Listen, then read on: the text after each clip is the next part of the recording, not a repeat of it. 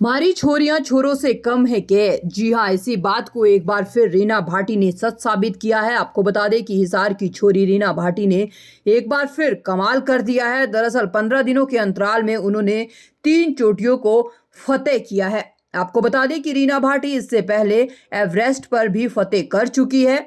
रीना भाटी के अनुसार जब वो पहाड़ चढ़ती है तो तापमान 30 से 40 डिग्री हो जाता है और 40 से 65 प्रति स्पीड से ठंडी हवाएं चलती है। पहाड़ों पर चढ़ना, बर्फीली पहाड़ियों पर चढ़ने और रस्सियों से चढ़ना काफी खतरनाक साबित होता है। उसमें जान भी जा सकती है, लेकिन फिर भी उसने अपना हौसला नहीं हारा और अपनी मंजिल पाली। मैं अभी 3 माउंट क्लाइंब किए हैं मैंने, और उसमें से एक मोस्ट टेक्निकल पीक है आमा डाबलम।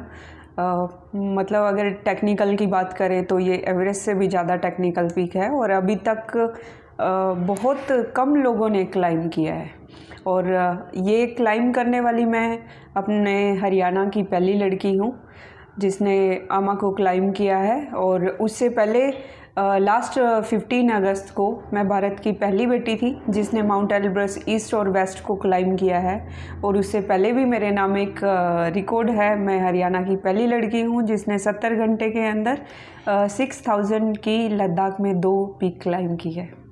ये जो जर्नी शुरू हुई थी वो 23 सितंबर को शुरू हुई थी, बट मैंने इन तीनों पीक को क्लाइंब किया है सिर्फ 15 दिन में। एक का नाम है काला पत्थर, दूसरा आइलैंड पीक और थर्ड है आमा डाबलम। जो काला पत्थर है वो 5000 की पीक है, 5844, और आइलैंड पीक है 6189 मीटर। और जो थर्ड पीक है आमा डाबलम, जिसमें मैं हरियाणा की पहली लड़की हूँ, उसकी जो हाइट है वो 6812 मीटर में है। तो ये सब हाइटें सब मीटर में है। देखिए, माउंटेनिंग फील्ड एक एडवेंचर गेम है, तो ओबियसली वो 99.9% पे मतलब आपका डेथ रेशो रहता ही रहता है। 8000 की जितनी भी पीक हैं वो बहुत ज़्यादा एक्सट्रीम लेवल में हमें क्लाइंब करनी होती है। वेदर आपका सपोर्ट नहीं करता है, फिज़िकल आपका सपोर्ट नहीं करता है, सिर्फ आपका साथ होता है तो वो मेंटली, और आपका जो एंड्योरेंस वर्क जो आपने ट्रेनिंग के टाइम में किया होता है सिर्फ वो आपके साथ में होता है।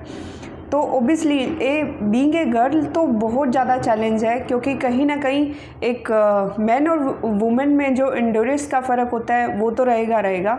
ऊपर से लड़की होने के लिए, क्योंकि पीरियड्स हर महीने हमें पीरियड्स का फेस करना पड़ता है, और जिसमें आपकी बॉडी आपका साथ नहीं देती, और बहुत सारी सिम्टम है, जो मूड स्विंग होता है, फिज़िकल चैलेंज भी है, तो कहीं ना कहीं वो वीकनेस वाला पार्ट भी रहता है। तो ओबियसली लड़की के लिए तो बहुत चैलेंज पार्ट है।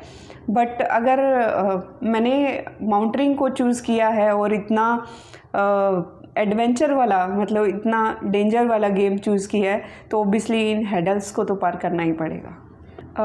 देखिए, मेरा लास्ट जो एक्सपीडिशन था वो माउंट एवरेस्ट था, बट 50 मीटर से मुझे वापस आना पड़ा, क्योंकि वो अभी जो मैंने बताया था, आपको डिस्कस किया था कि बहुत सारे हैडल्स हैं। उनमें से एक हैडल्स है कि 7000 के बाद में ऑक्सीजन नहीं होता, तो ऑक्सीजन के ऊपर ही आपको निर्भर रहना पड़ता है।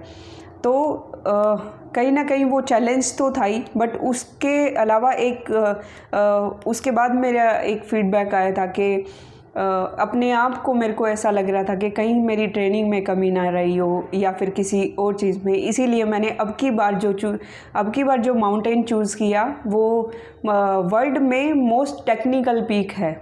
तो उसमें रॉक क्लाइंबिंग आपको करना होता है।